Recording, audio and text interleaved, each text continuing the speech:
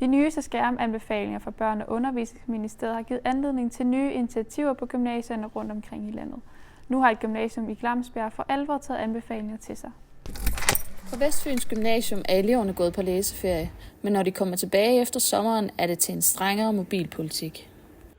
Og ifølge pædagogisk leder Christina Winther Thomsen kommer tiltaget som en konsekvens af, at mobilerne længe har været forstyrrende i undervisningen. Så det vi har oplevet, det er, at de har svært ved at lægge fra sig i timerne.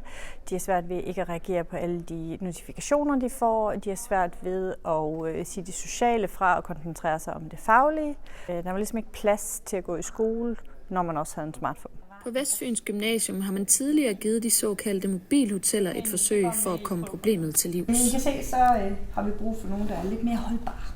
Psykolog og forsker i børn og skærme, Aida Bikic, mener, at det netop er gymnasiernes ansvar at udforme en mobilpolitik. Skolens opgave, eller de voksnes ansvar, at ligesom skabe et miljø, hvor man kan koncentrere sig. Formålet er jo, at de skal lære noget.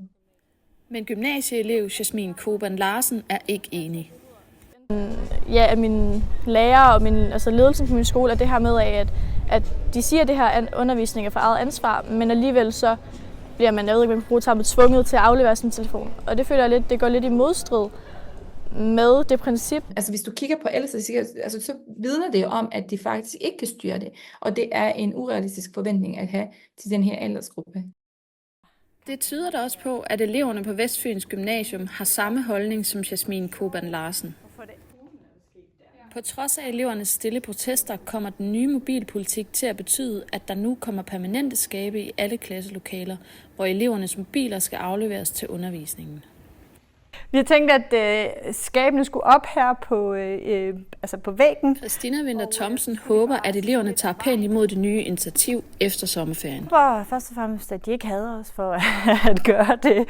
Og jeg håber faktisk, at de oplever måske, at det også er en eller anden form for befrielse. Og det tror jeg, vi skal være bedre til også at sige til eleverne, at prøv at høre, lige nu er du bare ikke tilgængelig, fordi der lærer du.